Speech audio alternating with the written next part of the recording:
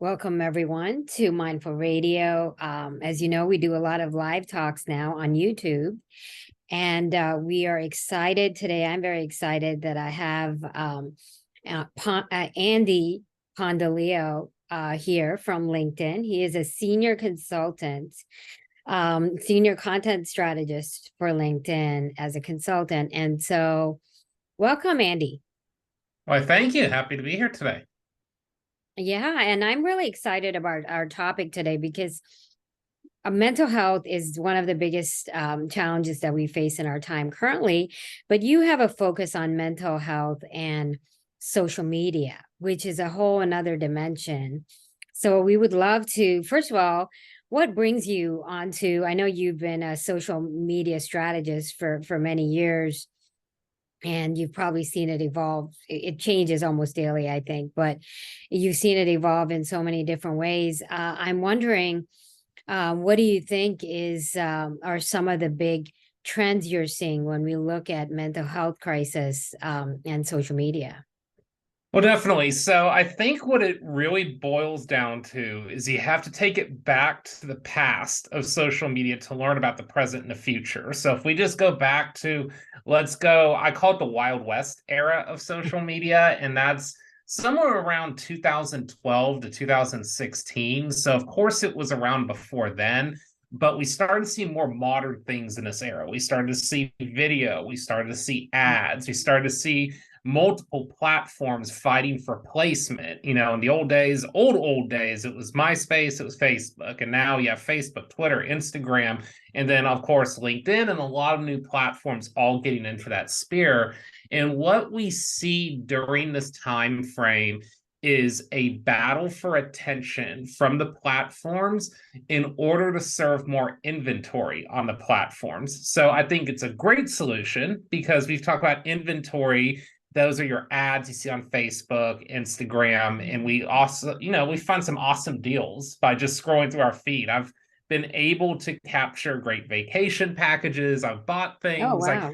I love that aspect of social media, but the negative side that comes from that is they want you to stay on the feed as long as possible. So with that, more engaging posts start to show up. And sometimes the most engaging posts are sometimes the most mentally unhealthy. So I think what we've seen when Yeah. that Wild West era happened is we've seen a large form inventory of ads, videos, different types of content. Stories are a big one, of course. You can just Mm. blast through on your Instagram feed.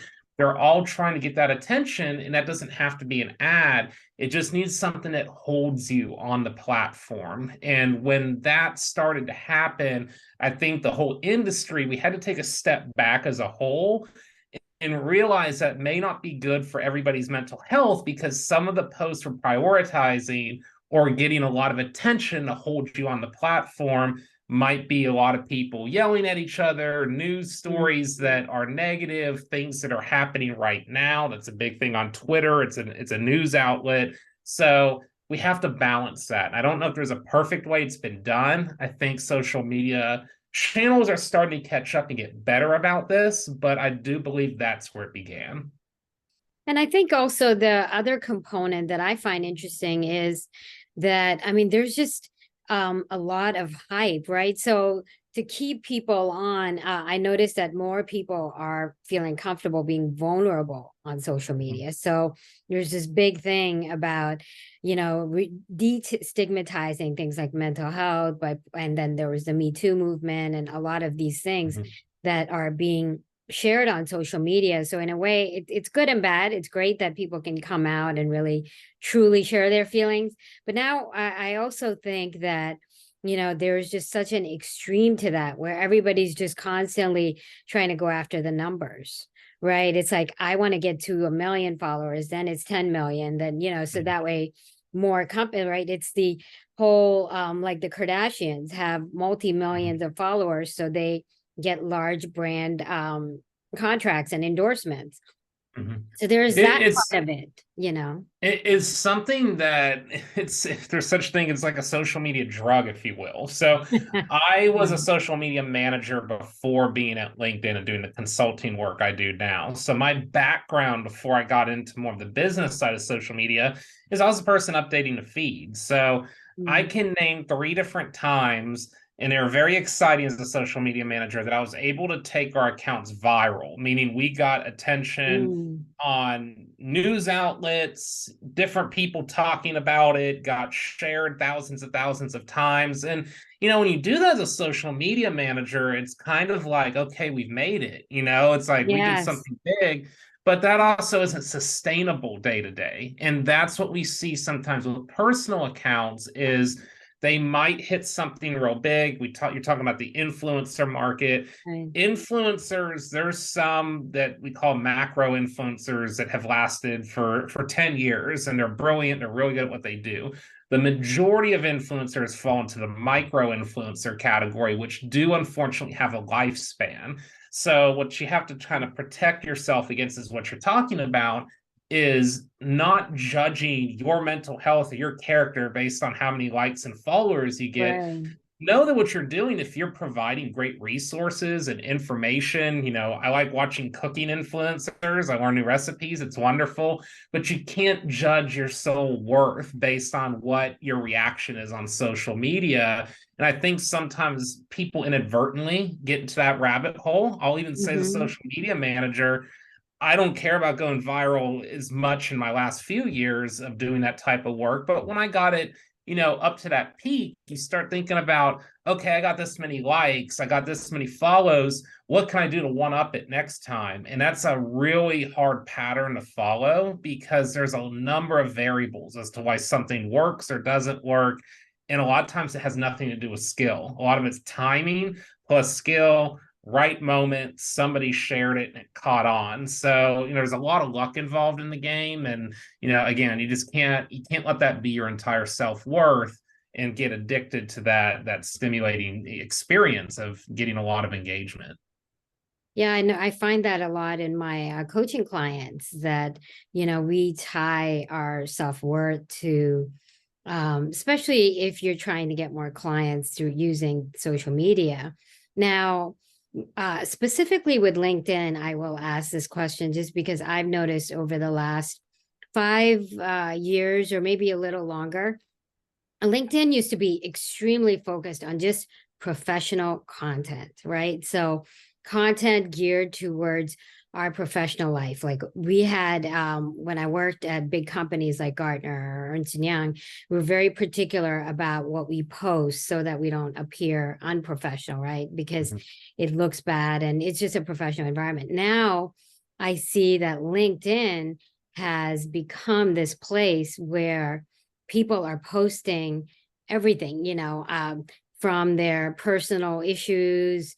Just, I mean, it's become another thing like Facebook, except Mhm. it's LinkedIn.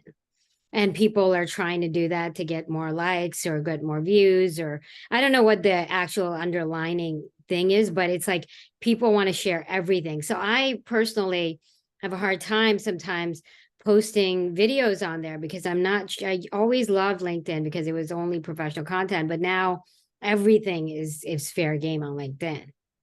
So what I'll say is it's an open forum, so it's fair game that people can post different things. Now I'll say it's not recommended. The algorithm definitely does favor professional news, notes, but I feel like, where we've kind of taken it is almost a cross-pollination of a professional network, Mm. and how they've made it kind of expand past that is adding some personality to it, telling the stories about your workplace and your experiences that might be unique to you. So I do see that sometimes. And I will say that there's no possible way on any of these channels to filter all of it out. Of course. But it does favor the professional outlook. It's what it is designed to do. But I will say this about people posting on LinkedIn. And this was very powerful. We had a guest on our podcast we do. It's not affiliated with LinkedIn. It's called The Making of a Marketer. We just talk to people around the marketing world about their experience experiences. And she is a consultant like myself and in the influencer space as well. And what she told me what really stuck true is if you aren't marketing for yourself or personal brand, whatever you want to call it, if you aren't marketing yourself, nobody in your industry will market yourself for you. So if you have LinkedIn as a platform to market yourself, do it. Like, use it to the greatest ability you can, because we do see a direct correlation at those posts and those skills that you showcase on your LinkedIn profile get attention of recruiters and others around. I just think what we have to find is just that right mix. You want to have it personality driven, you want to stay true to yourself, but you also want to be personality driven. I mean, you want to be You want to be authentic, career focused and career driven. You don't want to go too far off into Facebook. There's obviously different mediums that you want to put different types of posts on. Yeah, I mean, as a sales professional, I live on LinkedIn. I love the platform, but the personality piece of it and how much is good and not enough and too much is always the very tricky balance, I think now. Yes. All right. Well, in terms of mental health, while using some of these social media platforms, what are, one or two things that you recommend that we do proactively? Well, I think you got to have a turn off period. You can't be looking at social media. Let's say the average person's up, 15, 16, 17 hours a day. There's people and studies out there that people are looking at social media for 12 or 13 of those hours. Is incredibly too much. There has to be some sort of cutoff period that you can put it away, do something else, go outside, whatever it may be. And when I say that, I don't mean go outside and go for a walk and look at social media while you're on your walk. You have to take your brain to other places. And I do believe the evolution of social media and the smartphone have a direct correlation with each other. Because if you take it back, again, even before the Wild West years of social media, it was designed without the smartphone. I don't know if Mark Zuckerberg or Tom from MySpace knew that the iPhone was coming. Maybe they did, and that's why they timed everything up. But these platforms were designed for a computer to sit, use it for a little bit, post some pictures of your dog, connect with your classmates, and move on. Smartphone was kind of unprecedented territory to where I don't think any of us knew how much it would take over our lives. I mean, just think about it.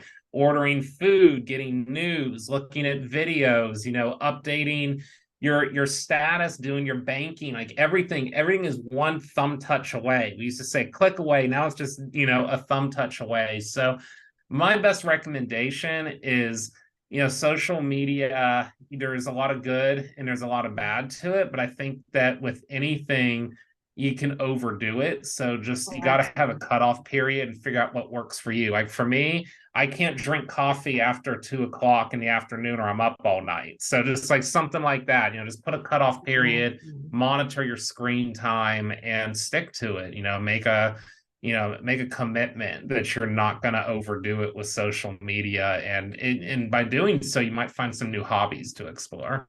I say do a technology detox day. So I used to do this, actually. You just reminded me that I haven't done it in a while, where Saturdays or one day a week, I would have I would only answer calls, but I would not use my cell phone. I would not get on email. I wouldn't do, so I think that's very good advice. What's the second thing?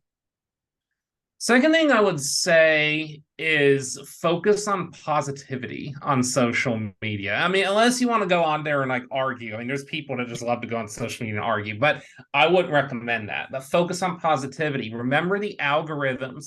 Their goal is to keep you on the platform. So if you're clicking like on dog pictures, you want to see more dog pictures, click like, follow, comment, keep doing it. Whatever content you like from your friends, the ads you're getting, LinkedIn, there's a lot of groups that are out there. Join groups that are relevant to your profession.